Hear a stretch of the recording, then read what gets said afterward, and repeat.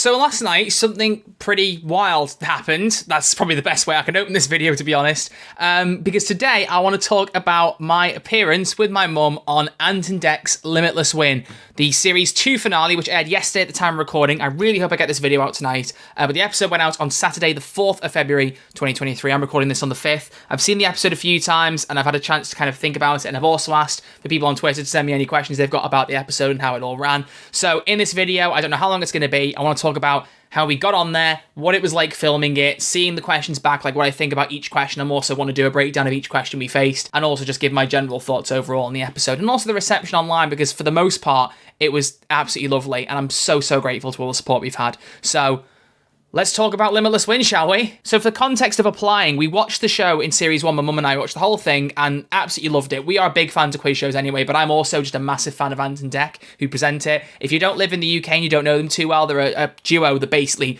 are always seen together. They presented a bunch of shows together. They have a show in the UK called Ant and Dec Saturday Night Takeaway. It's kind of like a big Saturday night feast of like TV guests and all sorts of things. They play games, get their audience involved, all sorts of stuff. I've loved Saturday Night Takeaway since I was a kid. I love Ant and Dec. I remember always being excited for every single series that coming out, still running now. So to be able to meet them was something I was like in my head. If we ever managed to meet them, that'd be amazing. I love them as presenters, but it's not like a Comic-Con thing. You can't really meet TV presenters quite so easily unless you bump into them on the street. But they then announced they were doing applications for Series 2 of Limitless Win, which immediately I was like, well, this would be a really good idea. Talked to my mum about it, and then she ended up applying. And she told me about it. She said, I've applied for us both. We'll see if it goes anywhere. And the funniest thing was, she missed the first email saying, we'd like to, talk to you a bit more about your application. And we got a reminder sent to us. And she then saw it, asked me and went, is this spam? And I was like, I looked at it and quickly went, that's not spam. So we obviously then replied, got in touch and went through all the audition phases, which I don't believe I can talk too much about. I think that stuff is meant to be kept under wraps, which is fair enough.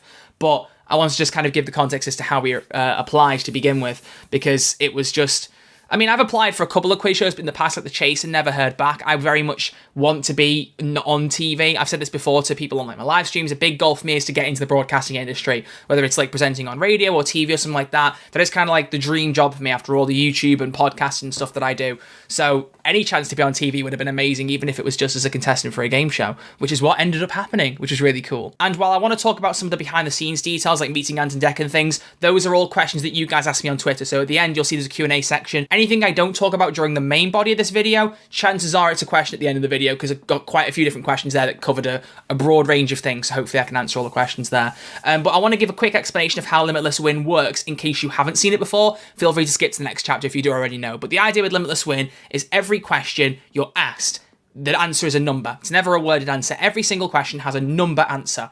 And the number you answer is how many rungs you move up this money ladder. If the answer to the question is, say, 10, you move for, like 10 rungs up. If the answer is 40, you go 40 rungs up, so on and so forth. But the idea is, you go over all these different money rungs on the ladder. So one for £500, £1,000, 10 grand, 20 grand, 50 grand, and then up to like $1 million and much further beyond that. No one's ever got beyond $1.25 million, which is what we set as a new record. We'll get there. But that's the idea. You keep working up based on the questions, and what you have are a set of lives. And if you don't get the exact answer to a question, you will lose lives. If you're under, you basically lose as many lives as there is difference between what you said and what the correct answer was. So if the answer to a question was 30, we said 25, you lose 5 lives. But if you go as much as 1 over the right answer, you are out immediately. You can't go over the exact answer. So you've always got a battle between, do I know the exact answer, or do I want to play it safe and go under to make sure we're still in the game, even if it costs us lives? And as people say, it's very different when you're in the studio. That is so very true, and we'll get to that when we talk about the question specifically.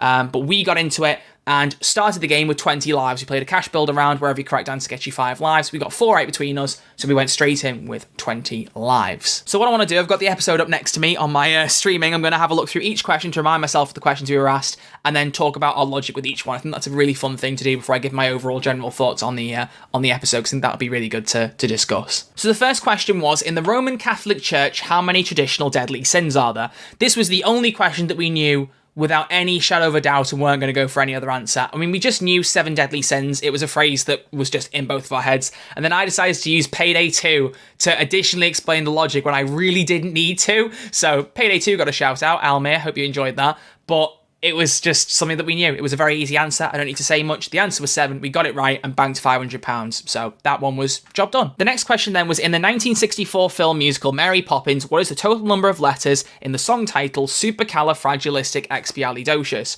Now, obviously, if you've watched it, you've seen us trying to count. And funny enough, the funniest thing with this episode, is something I want to talk about specifically later, is there was a lot of stuff in our recording session that got cut.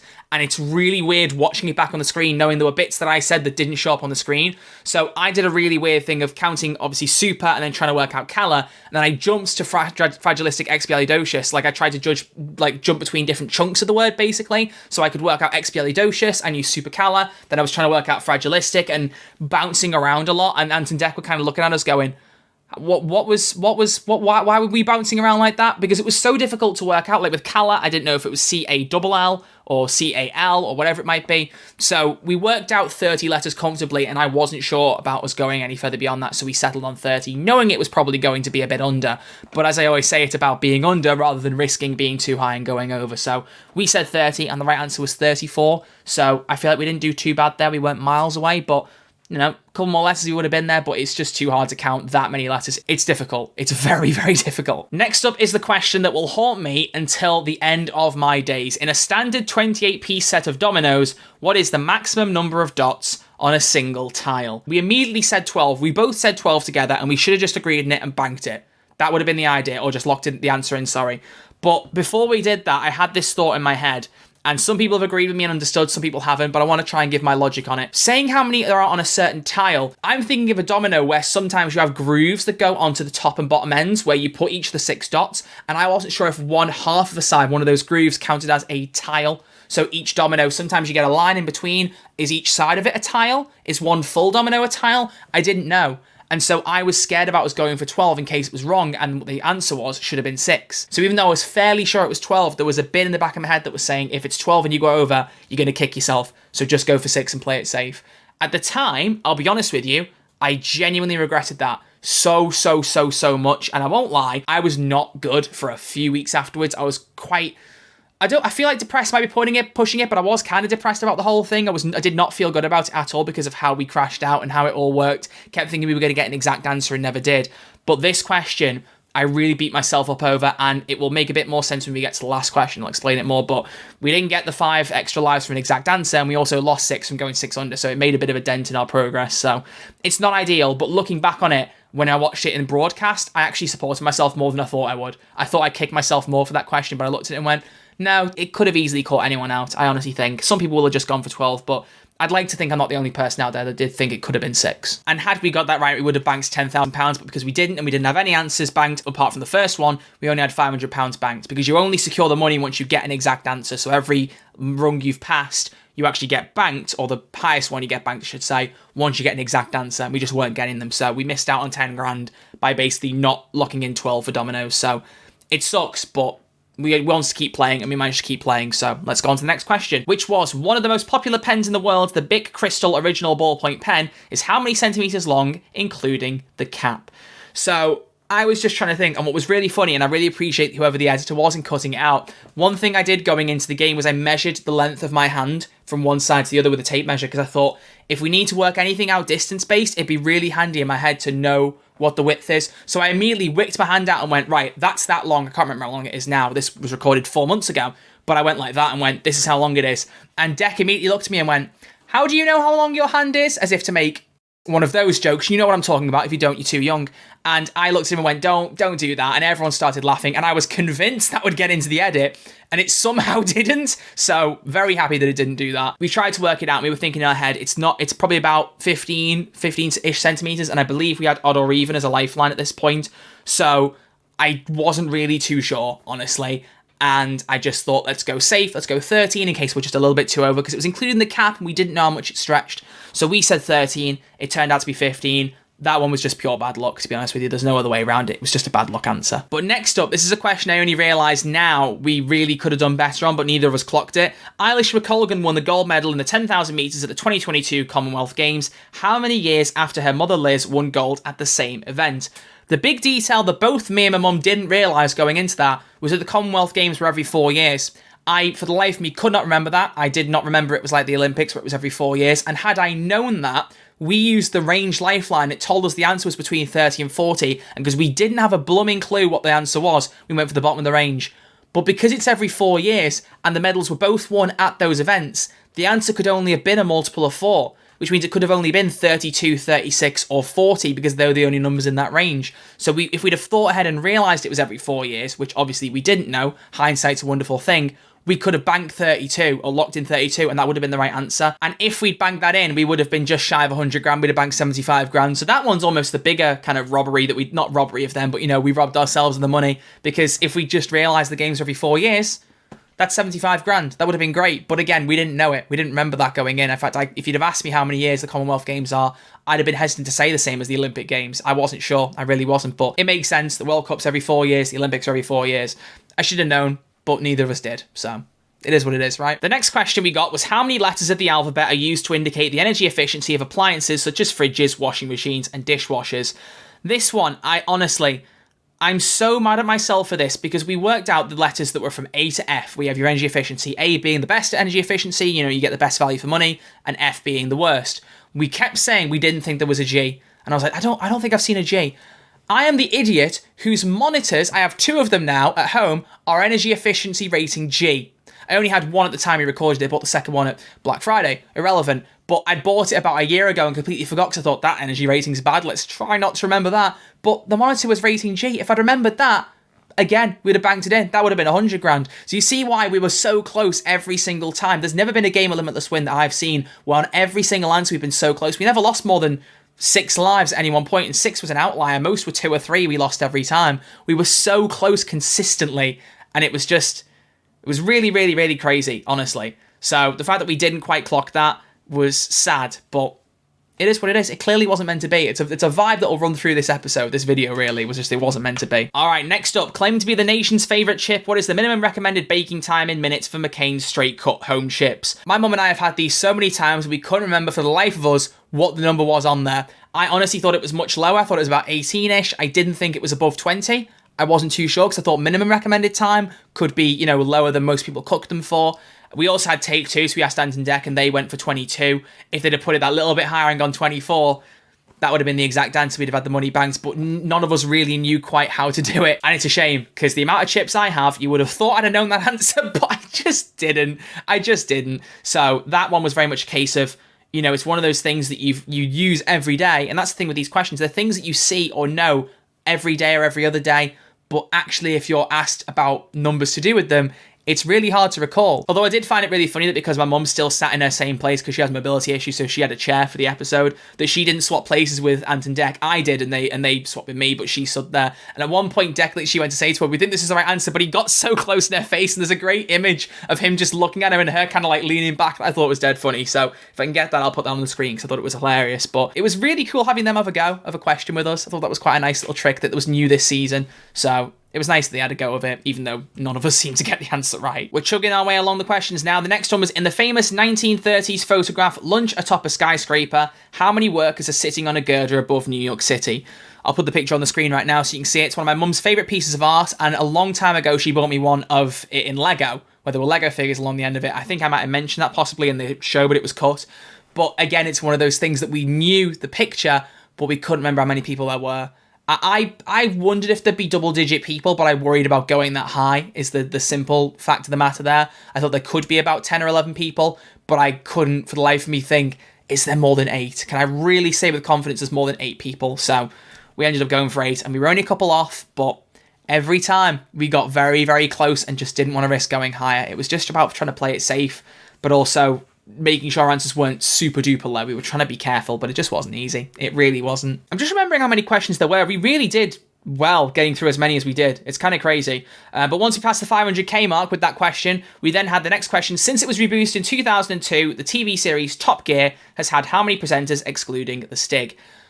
Do I look like someone who knows cars very well? I don't, do I? If you see my room, I'm a nerdy person. I'm not a gearhead. I'm not a petrol head. So the fact that I even could name 7 or 8 or however many I named was surprising to me, to be honest, that I even knew that. The one mistake I realised is we had the more than lifeline, and we can ask, is the answer greater than something? I could name 7. So I said, is the answer more than 7? We go 8. for the life of me, I should have gone a few numbers higher. We had a few lives spare, and we could have gone for, say, is it more than 10? And if they said it's 10 or less, we could have just gone for 7, locked it in, and lost a couple of lives. Whereas if it said more than 10, I think how many presenters were there in the end? There were like 11 or something. Let me see. So we said 9 and there were 12. Okay, we went a little bit higher than 7 because we knew there were more presenters. And like I said, if we'd have said, is it more than 10? Is it more than 11? We'd have got much closer. Maybe not got an exact answer, but I do wish, I don't know why I didn't think it through with more than, why we didn't just say a few higher. That would have been a really good idea. But again, what am I saying constantly? Hindsight's 2020. It's fun breaking these down like this and just kind of looking at my logic, but it's always interesting trying to think, how would you do it differently? And there's loads of ways could have done this differently, realistically. But with only 2 lives left, our penultimate question was, what is the maximum number of dogs with which a team can start the Iditarod Trail, the prestigious dog sled race that covers nearly 1,000 miles across Alaska? I couldn't think for the life of me what this was. I knew it was an even number because you have the dogs in pairs going along. And we were thinking, could it be 6? Could it be 12? How many people are riding the sled? How many dogs do you need? We bounced around numbers for a while and we ended up settling on 12 because we thought, let's not go too low. We keep doing that. Let's go a little bit higher. And if we're over, we're over. Because we only had 2 lives left. We knew we couldn't be much out. And if we got it wrong, we were probably going to get knocked out. So we went for 12. I just wish we'd said 14. And the reason I wish that is because that's my mum's lucky number. Her lucky number's 14. If we weren't sure, we were going for 6 or 12. I don't know why we were thinking multiples of 6, but we were thinking it could be a multiple of 6. If we'd just gone for 14, her lucky number, that would have been about £1 million banked. It's so weird being able to say that in your head, that just a couple of numbers out and you lost out on getting £1 million. It's crazy to think. It really is. And so because we were only 2 out and we had 2 lives, we ended up at 0 lives and entered sudden death, which I think might be one of the only times. I think it might be the second time that's happened. I can't remember if it happened in series 1 at one point. But we basically had to get the exact answer or we were out. Didn't matter whether we were over or under now, we would go out regardless. And the final question we got asked was, how many weight divisions are there in men's professional boxing according to the World Boxing Association? Much like the Top Gear question, do I look like someone who know the answer to this? No, not at all. I wouldn't have had a clue. And we settled on 6 because we just didn't know. I'm looking at our answer now and seeing that we were just under 1.25 million. I think there's 10 rungs on the ladder for each level, so I think if we'd got the right answer of 17, we'd have been on £1.5 million looking at it now. But we didn't know. I could only name 6, and I didn't know how many were that were beyond that, so I didn't really see the point in just taking a punt at a random number. I thought, let's go for what we know and probably crash out, but it's worth a shot. You know what I mean? It's worth a shot. But the thing that kicks in here, and this is the thing that I want to mention specifically, is that when we got the answer for this and I worked it out, if we'd have got the domino question right, if we hadn't lost those 6 lives, and on top of that got the 5 bonus for getting it exact, we'd have had the exact number of lives needed to get through that question and have one more sudden death. One more question. And I will forever wonder what that question could have been. Would it have been one that we knew? Because there were so many other questions, like how many eyes do the 3 main minions have and things like that, where we knew the answers. And if just one of those had popped up, we could have got the money. But we just got unlucky questions that we didn't know the answers to, and we kept trudging our way along, and you know, our luck was bound to run out eventually. Do you know what I mean? It was bound to run out eventually. So we ended up crashing out just at the 1.25 million mark, which would have been the biggest prize ever won on a UK quiz show, which is crazy to think. It's so crazy to think. I know someone pointed out that someone, I think, won 1.5 million on Red or Black, but I think that's because that doesn't fit under quiz show. That was a game show. You played a game rather than answering trivia, so that's why it's a different thing. So it would have been the highest ever, because the highest is people winning $1 million on Who Wants to Be a Millionaire. No one had ever got higher. So, while we didn't end up winning anything and we left without any money because we only had £500 banked, I think we did really well setting TV history there. And so I just want to share my general thoughts on it before we get into the Q&A, because in my head, obviously, I keep thinking about different things. If we got the domino question right, for example, what if we got a bit higher on some of these questions? What if I'd used the lifelines differently? The way I look at it is that everything happens for a reason. And that's a really strange way, possibly to some people, to handle that you missed out on £1.25 million. But I just had this feeling in my head that we got so close so many times that it just clearly wasn't meant to be. We weren't miles out on any question. And on some of them, we had an idea of the answer, but were too scared to risk it that high. So you wonder, you really wonder. And we put together a cracking episode of TV. Ant and Dec even said in interviews that the atmosphere was electric and the audience were cheering us on, even in bits that were cut out from the episode. And the one thing that I'll notice, and it's one thing I want to get to in a second, is that so much was cut out from our time. We were there for ages, and I honestly did think coming out of the recording, they might have had more than one episode with the two of us, like a full episode and a bit, because there was so much. They had to shave so many bits off. We didn't actually get asked what we were going to spend the money on, which is what everyone was asked. They didn't have time to fit that in. They showed us the David Tennant message, which, don't worry, I'm getting to in a minute, and they didn't ask us what we were going to spend the money on.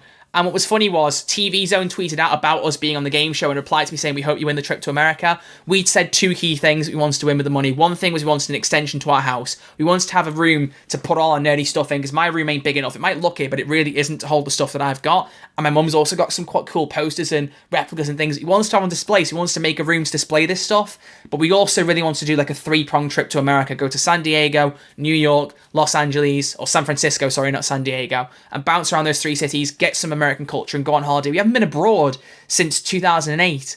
So it would have been a great thing to be able to just go on a big holiday like that and not have to worry about saving up for it and the finance struggles of it, because we really could have used the money for that holiday. We definitely were in need of it. So we wanted to make a good use of it.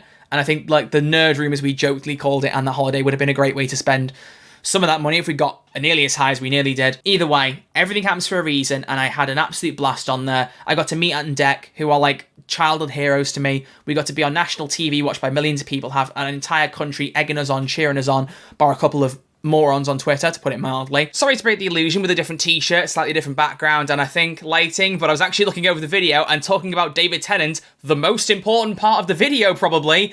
There was a technical glitch and my audio cut out in about 4 different places, so I need to just retake that very quickly. So just to focus on the David Tennant bit specifically, I mean, I don't even know how to process it without just going into full nerd out mode. I mean, you've no doubt seen the clip. I will include it right here so you can just watch the mini section of his message if you haven't yet seen it somehow. Hello, Troy. Hello, Tracy Jane.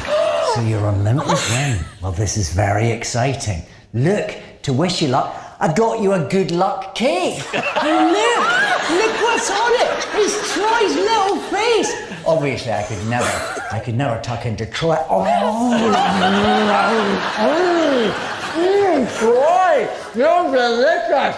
Good luck.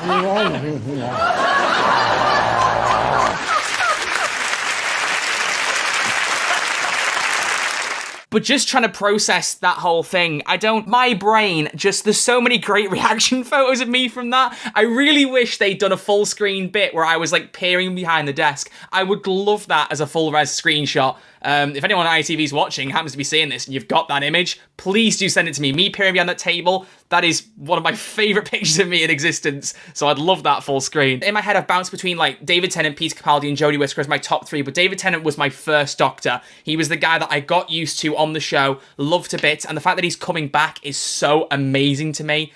And also, just to point out, we filmed this at the start of October. We filmed that episode before Power of the Doctor aired, where Jodie regenerated back into David Tennant. We knew David Tennant was back in Doctor Who, but we didn't know to what extent, what part he played, or anything like that, bar a few set photos in a different colour outfit. So knowing he's now the 14th Doctor, that video holds even more weight.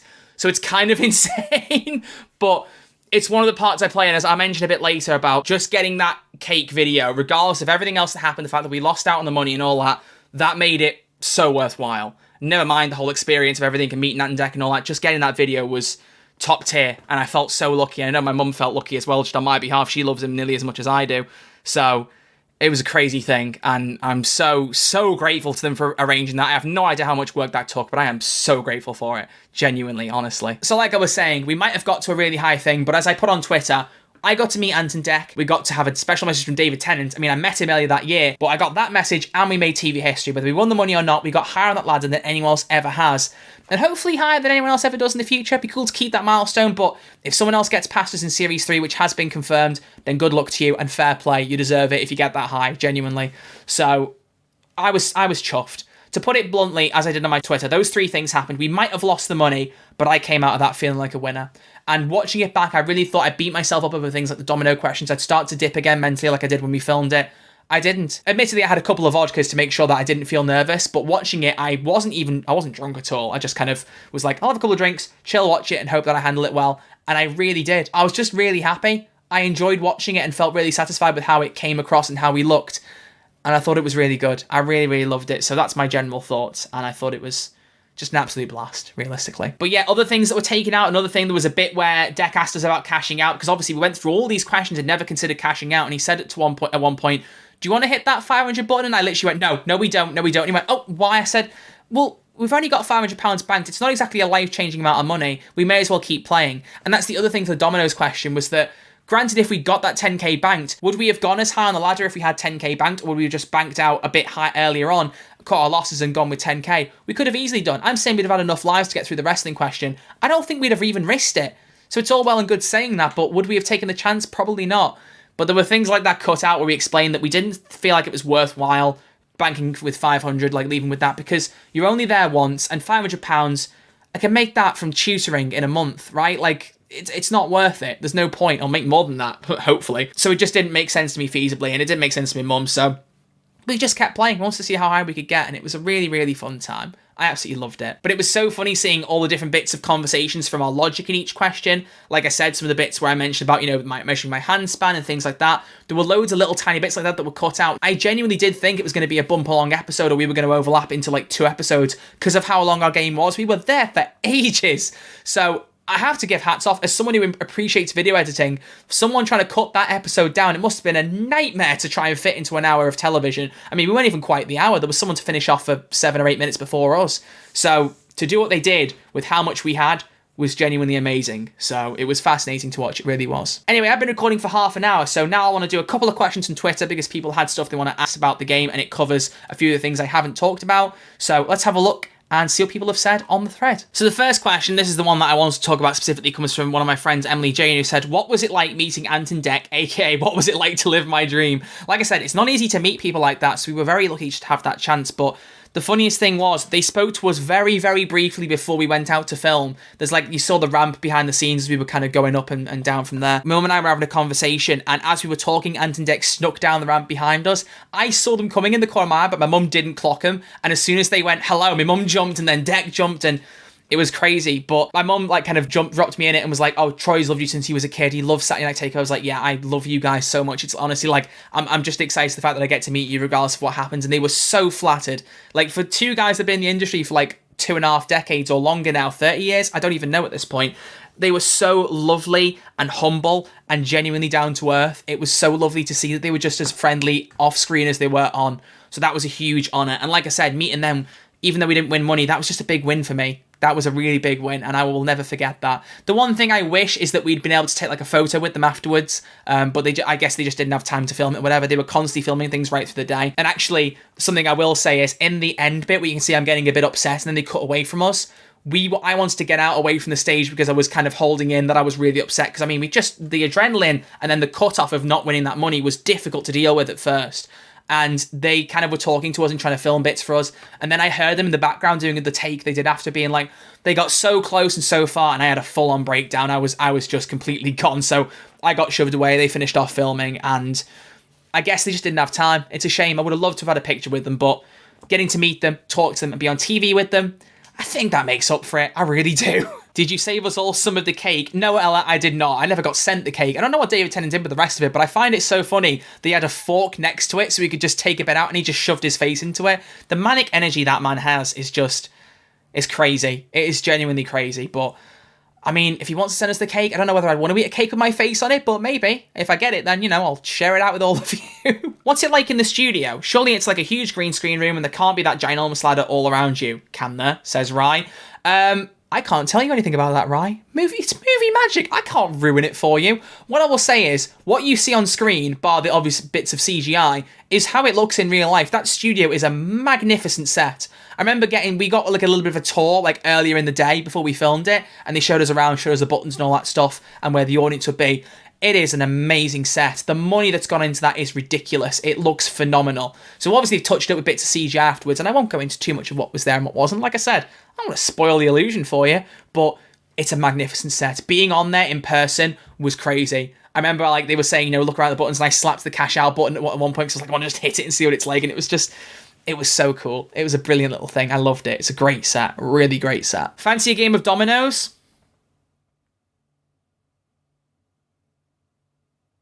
What was the experience like backstage before going out to play? So backstage, I think it really hit once we got changed into our outfits properly and we're going onto the set. Because when we had the tour, we hadn't got changed. We were in like our casual outfits before we went and got dressed up and did our hair and makeup and all that. So it was really strange. I think it really hit backstage once we were actually around the set and we'd seen, because we knew where it was, we'd been there, but being dressed up, the lights were on, you could hear the audience applauding and all that. I think they had someone on stage warming up the audience. So at that point, it got really nerve-wracking, and I was a little bit nervous going onto stage then. Up until then, I kept my cool. I've done YouTube and live streaming and podcasting and interviewing voice actors for years, so it takes a bit more now to make me nervous than it used to when I was a kid. But that was when it really hit me, and I think both of us were a bit nervous, but we just confide in each other. I mean, my mum and I are a team. We have been for a really long time, so we just trust in each other and absolutely had a blast. Being backstage was crazy, but being on stage was just so much crazier. So much crazier. Would you ever take an opportunity like that again, even if you got the same outcome? Yes, I would. Like I said, being on TV is my main end goal, my dream. Any TV shows that will have me, I will take them. So if someone is watching this who works for TV companies and is looking to hire people, and you've got through what could be 40 minutes of a video, I'm here, please. I'll do anything else, genuinely. Apart from Naked Attraction. That's the one thing I won't do, for obvious reasons. What was the shortlisting process like? I can't say too much about that, because again, the auditioning process, I think is kept more under wraps, so I want to give them that privacy. But I will say that we were told that thousands and thousands, or tens of thousands, or something ridiculous amount of people applied. So it took a while to shortlist people. I'll say that much to kind of get down to the final thing, but it got more and more nerve-wracking as we realised there's a chance we could end up being on this show. It does kind of get to you a little bit, and you're like, right, you got to keep your feet on the ground. If it happens, that's brilliant, but you just got to just stay grounded and try not to overthink it too much. Otherwise, it would get to you and you just go crazy. So it was strange watching it all get whittled down and then ended up being on stage with Ant and Dec. Crazy, really crazy. Not a question, but when David goes to another Comic-Con, you should go to him and eat a cake with his face on it. I'm thinking about it. I met him, like I said, a few months before, but when he goes to another Comic-Con, I'm going to go and talk to him and say, I was the guy whose face you ate. But I am thinking about trying to bring some kind of cake or doing something, giving him a slice maybe, and us both having a slice and cheering and taking a photo or something or other. There'd be something amazing like that we could try and get set up. I'd love it. But I'm definitely going to meet him again whenever he does a Comic-Con and talk to him about it, because I can't not. I mean, it was a crazy thing. It was ridiculous. Also, another question from Rye. How satisfying was it to turn that dial? It looked ridiculously satisfying. It did. It's very cool to turn that dial, especially because it's so emphasized in the show. All those camera zoom-ins, being able to touch that dial and spin it round, you feel power unlike anything you've ever experienced. That was weird. Moving on, the final question from Joseph Clark is, as there are millions of pounds at stake, was there tightened security surrounding the entire studio? Most shows that offer at least 100 grand or £1 million would have tight security guarding the money because of what's at stake or just for a gimmick. It's true, some game shows have had these people in big black suits and shades and stuff guarding money as a bit of a gag for the show. But no, there was none of that for Limitless Win.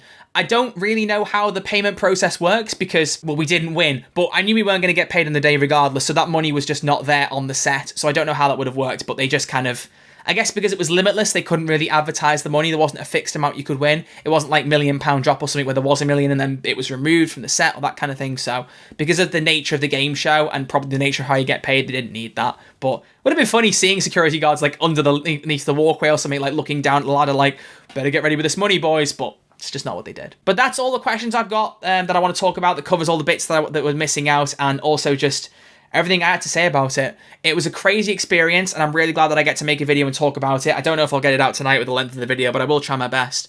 But all I can say is to everyone who watched the episode, to everyone who sent me a message on Twitter afterwards, to everyone who bumped into me or even gave me a smile in the street today because they probably recognised me from the episode, because I know a few people did. Thank you so much. It's truly crazy for someone who's so keen to be in that industry to have had a chance to be on a game show like that, that's on Saturday night TV. It's not even a daytime show. It's there on Saturday night prime TV at 8:30 in the evening, that I think roughly 6 million people average watch the show. So to know that roughly a tenth of the UK's population saw me on telly last night is a weird thing, and I'm never going to quite get over that. And I'm so glad I did it with my mum. There were a few weird comments on Twitter that I won't get into that were saying, oh, that he's so close to his mum, but it's been me and her for a long time. We are a team, and there is genuinely no one better I could have picked to go on there with than my mum. It was such an honour, such a blast to be able to do, to meet Ant and Dec, to get the message from David Tennant, to set TV history, and just be on a show as big and as fun as Limitless Win. It's a really interesting concept for a game show, and I absolutely love it, and I can't wait for next series to just be a viewer, but always look at it and go, you've got that extra experience now, that extra angle from just being the person who saw it, from being the person who was there, got to experience it, see what it's like in real life, and know the difference between what it's like watching it at home and being in the studio, because with the time pressure on, with the studio lighting, with everything at stake, it's so much different. People say that as a cliche, but it's genuinely true. But there you go. That's my wrap up on everything talking about Limitless Win. So thank you all for watching. If you enjoyed this video, please do give it a thumbs up and drop a subscribe if you're new and you want to hear my thoughts on other things. TV is something I said I was going to talk about, but I never thought it'd be a TV show I was on. But that's everything I want to say in this video. So thank you all very much for watching. My name is Troy, and these are my thoughts.